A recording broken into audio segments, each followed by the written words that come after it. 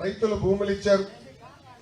Trunk road ఇన్ఫ్రాస్ట్రక్చర్లన్నీ మనం యుద్ధ ప్రాతిపదికంగా పనులు మొదలుపెట్టాం.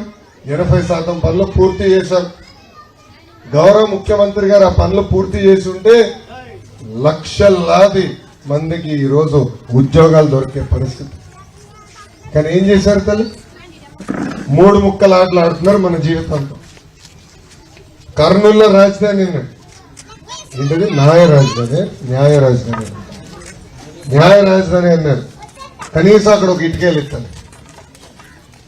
ఇక్కడ వచ్చేసి లెజిస్లేటివ్ క్యాపిటల్ అన్నట్టు, అంటే అసెంబ్లీ ఒకటే ఉంటుందండి ఇక్కడ. ఇంకా గోవిందా ఏం జరగల. విశాఖపట్నంలో వాడు కట్టాడు. నేను ఒప్పుకుంటా. అదేంటో తెలుసా? 500 కోట్ల రూపాయలు ఖర్చు పెట్టి ఆయన ఉండేదానికి ఒక ప్యాలెస్ కట్టుకున్నాడు విశాఖపట్నం. అక్కడ ఒక్క పరిశ్రమ తీసుకున్నాడంటే ఒక్కడికి ఉద్యోగం కల్పించలేదు. అందుకని 3 ముక్కలు ఆటలాడుతున్నాడు, మన జీవితాలతో ఆటలాడుతున్నాడు. ఆనాడు ఆళ్ల రామకృష్ణారెడ్డి గారు, జగన్ గారు సభలో మాట్లాడే ముందర ఎవరు తప్పుడు ప్రచారం నమ్మద్దు. గౌరవ ప్రతిపక్ష నేత ఆనాడు జగన్మోహన్ రెడ్డి గారిని నేను ఒప్పిస్తాను, రాజధాని ఇక్కడనే ఉంటుందని చెప్పాడు. కానీ 3 రాజధానులకు ఓటు వేసిన వ్యక్తి ఆళ్ల రామకృష్ణారెడ్డి గారు. ఇప్పుడు ఏకంగా ఒక చెల్లమ్మని తీసుకొచ్చారు ఎన్నికల బరిలో. ఈ సభగా చెల్లమ్మని ఒక ప్రశ్న అడుగుతాం. అమరావతి గురించి మీరు జగన్మోహన్ రెడ్డి గారిని అడిగారా? అదేవిధంగా మంగళగిరికి రావాల్సిన నిధుల గురించి మీరు జగన్మోహన్ రెడ్డి గారిని అడిగారా? లేదా ఆనాడు పేదవాళ్ళకి ఇల్లు కట్టిస్తున్నారే, అదే విధంగా దశాబ్దాలుగా కాలువ పోరంబోకు ఎండోమెంట్ భూముల్లో నివసిస్తున్న పేదవాళ్ళ భూములని రెగ్యులరైజ్ చేస్తా అన్నారే, ఆ విషయం మీరు జగన్మోహన్ రెడ్డి గారిని అడిగారా అని సూటిగా చెల్లమ్మకి నేను ఈ 3 ప్రశ్నలు వేస్తున్నా. సమాధానం చెప్పాలి కదా. ఈరోజు వాళ్ళ పార్టీ అధికారంలో ఉంది, వాళ్ళ పార్టీకి చెందిన వ్యక్తే ముఖ్యమంత్రిగా ఉన్నారు. అమ్మా మిమ్మల్ని అందరూ ఒకటి కోరుతున్నారు, గుండె మీద చేయి పెట్టుకుని మీరు ఆలోచించుకోండి. గత 4 సంవత్సరాలు 11 నెలలుగా ఎవరు మీకు సేవ చేశారు? ఎవరు మీకు అందుబాటులో ఉన్నారు? ఏకంగా ప్రభుత్వానికి ధీటుగా 104కి ధీటుగా ఆరోగ్య రథం పంపించారు. ఊర్లో ఎవరికైనా ఇబ్బంది ఉందంటే వాళ్ళందరికి ఉచితంగా మందులు అందజేశారు. తాగునీటి సమస్య ఉందంటే వాటర్ ట్యాంకర్ పెట్టి నీళ్లు కూడా పంపించారు. ప్రతిపక్షంలోనే నేను ఇంత పనిచేశానంటే ఇంకా 2 నెలల్లో మన ప్రభుత్వం రాబోతుంది. ఇంకా మంగళగిరి ఎలా ఉంటుందో ఒక్కసారి ఆలోచించుకొని మిమ్మల్ని అందరూ కోరుతాను. తల్లి ఓటు మీద నేను భయపడలేదు. నాలో పట్టుదల పెంచింది తల్లి, నాలో కసి తీసుకొచ్చింది తల్లి, నాలో ఆకలి తీసుకొచ్చింది తల్లి. ప్రజలకు ఇంకా సేవ చేయాలి, ప్రజలకు నేను ఇంకా దగ్గర అవ్వాలని ఓడిపోయిన రోజు దగ్గర నుంచి పనిచేసేస్తాను. ముందు చేస్తాను. మొత్తం రాష్ట్రమే కాదు, భారతదేశం మొత్తం ఆదర్శ నియోజకవర్గం భారతదేశంలో ఉందంటే అందరూ మంగళగిరి వైపు చూసే విధంగా మంగళగిరిని అభివృద్ధి సంక్షేమం చేసే బాధ్యత నేను తీసుకుంటాదని. మన గ్రామంలో ఉన్న కొన్ని సమస్యలు నాకు తెలుస్తుంది, దానిపైన స్పందిస్తా. దాని తర్వాత మీకే మైక్ ఇస్తా, మీరు ఎదుర్కొన్న సమస్యల గురించి నాకు తెలియజేయండి, దానిపైన నేను స్పందిస్తా. మొదటిది, ఎక్కడికి వెళ్ళినా డ్రైనేజ్ సమస్య ఉంది. పొద్దున్న లేచి నుంచి డ్రైనేజ్ పైన గొడవలు జరుగుతాయి. మన మురుగునీరు వేరే ఇంటి ముందర వెళ్తుంది, వాళ్ళకి మనకి తగాదా. కొంచెం స్లోప్ బాగుంటే 3 గడపలు దాడుతుంది, అక్కడనే ఆగుతుంది మురుగునీరు, మళ్ళీ గొడవ మొదలవుతుంది. అదే కదా గొడవ. శాశ్వతమైన పరిష్కారం భూగర్భ డ్రైనేజ్. అన్నగారి ఊరు నిమ్మకూరు, నేను మంత్రిగా ఉన్నప్పుడు భూగర్భ డ్రైనేజ్ చేసేది అసలు దోమే లేదు. ఆ విధానం తీసుకొచ్చే బాధ్యత నాది. ఎండోమెంట్ భూమిలో కానీ, కాలువ భూమి కానివ్వండి, ఇతర భూమిలో మీరు నివసిస్తున్నారు, పట్టాలు లేవు. ఆనాడు ఆళ్ల రామకృష్ణారెడ్డి గారు పట్టాలు ఇస్తాను అని హామీ ఇచ్చారు. మళ్ళీ కంపడలా, రాలా. అమ్మా బాబు గారు మొన్న చంద్రబాబు నాయుడు గారు జేహో బీసీ సభ సాక్షిగా పట్టాలన్నీ భూములన్నీ రెగ్యులరైజ్ చేసి పట్టాలు అందిస్తాం అని హామీ ఇచ్చారు. 3వది, అందరి కళ ఇల్లు. ₹2 సంపాదిస్తే ముందర కట్టుకోవాలనుకునేది ఇల్లు కట్టించాలి. అందుకే నేను యువగలం పాదయాత్ర మంగళగిరి పట్టణం నుంచి చేసి తాడేపల్లి పైగా విజయవాడకి బ్యారేజ్ పై నుంచి విజయవాడకి వెళ్ళాను. ఆనాడు శిలాఫలకం వేశారు. ఆ రోజులు ఎంతమంది ఉన్నా 20,000 ఇల్లు కట్టించి వాళ్ళకి అందించే బాధ్యత నేను తీసుకుంటానని కూడా హామీ ఇస్తాం జరిగింది. దానికి ఈ సభ సాక్షిగా నేను కట్టుబడి ఉన్నా. నేను నటన నాకు రాదు తల్లి. నేను కూడా సినిమాల్లోకి వెళ్ళి ఉండేవాడిని. మామగారికి కొంచెం పోటీ పడి ఉండేవాడిని, కానీ నాకు రాదు తల్లి. ముందు ఉన్నాడు చెప్తా తల్లి. చేయగలిగితే చేస్తానంటే, చేయలేకపోతే క్షమించండి, చేయలేని చెప్తా. అది నాలో ఉన్న గుణం తల్లి. ఈ హామీలు తప్పనిసరిగా నిలబెట్టుకుంటానని ఈ సభాముఖంగా మీ అందరికి తెలుపుకుంటూ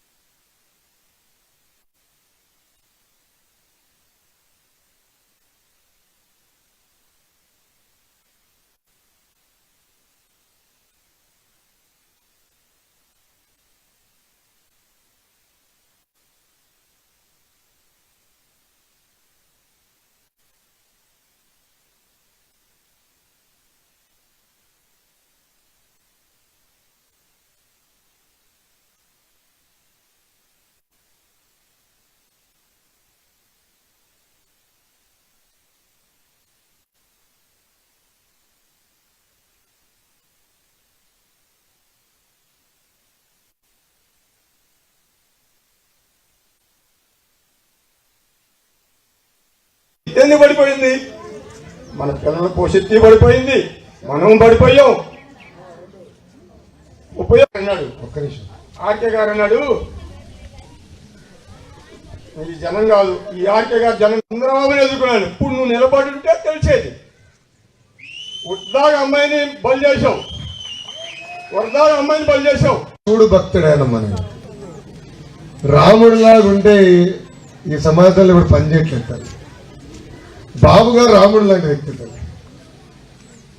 ఆయన ఎవరికి హాని చేయరు, ఆయనకి ఎవరు హాని చేయరు అనుకున్న వ్యక్తి. కానీ మీరు చూశారు, చేయని తప్పుకి 53 రోజులు రాజమండ్రి జైలు ఎలా బంధించారు. మీరు ఆలస్యమయ్యారు తల్లి. మీరు ముందర వచ్చింటే శివాలయం ఇప్పటికీ అభివృద్ధి చేసింది. నేను వదిలిపెట్టే వ్యక్తిని కాదు. 2 నెలలు ఓపిక పట్టండి. మన ప్రభుత్వం ఏర్పడిన వెంటనే శివాలయాన్ని అభివృద్ధి చేసే బాధ్యత వ్యక్తిగతంగా తీసుకుంటాను. ఈ సభాముఖంగా హామీ ఇస్తున్నాను. అవ్వ అడిగింది, అవ్వనొచ్చు కదా. మా చిత్తూరు భాషలో అవ్వండి. కళ్యాణ మండపం కోరారు, తరతరాలుగా ఉన్న కళ అన్నారు.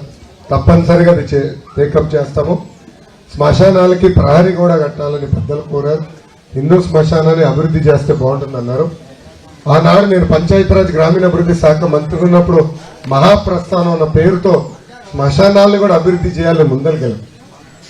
మాజీ స్పీకర్ గారు కోడెల శివప్రసాద్ గారు సత్తెనపల్లి, నర్సరాపేట అద్భుతంగా శ్మశానాలు కూడా ఆనాడు అభివృద్ధి చేశారు. ప్రహరీ గోడలు కట్టారు. తప్పనిసరిగా ఆ కార్యక్రమం కూడా మనం చేయబడతామని ఈ సభాముఖంగా హామీ ఇస్తున్నా. ఇంకా డ్రైనేజ్ గురించి ఇల్లు పట్టాలు రెగ్యులరైజ్ చేసి పట్టాలు ఇవ్వాలని పెద్దలు కోరారు. అది ఇప్పటికీ నేను చాలా స్పష్టంగా చెప్పాను.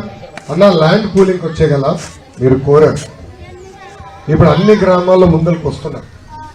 గతంలో ఎమ్మెల్యే గారు చెప్పిన మోసపు మాటల వల్ల చాలా మంది మోసపోయి భూమి ఇవ్వలేదు.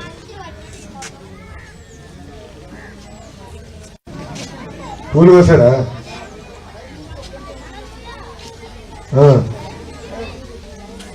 లేదు, వస్తే తరుముకుంటారు కదా మీరు. రాజధాని ఏమైందో అడుగుతాడు, అందుకే భయపడి వేడు రావట్లేదు కదా అన్న. ల్యాండ్ పూలింగ్ విషయంలో నాది ఒక విన్నపం.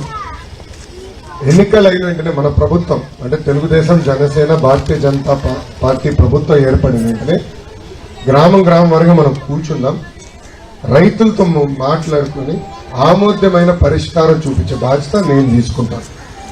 ఎందుకంటే కొంతమందికి ల్యాండ్ పూలింగ్ పైన వేరే వేరే అభిప్రాయాలు ఉన్నాయి.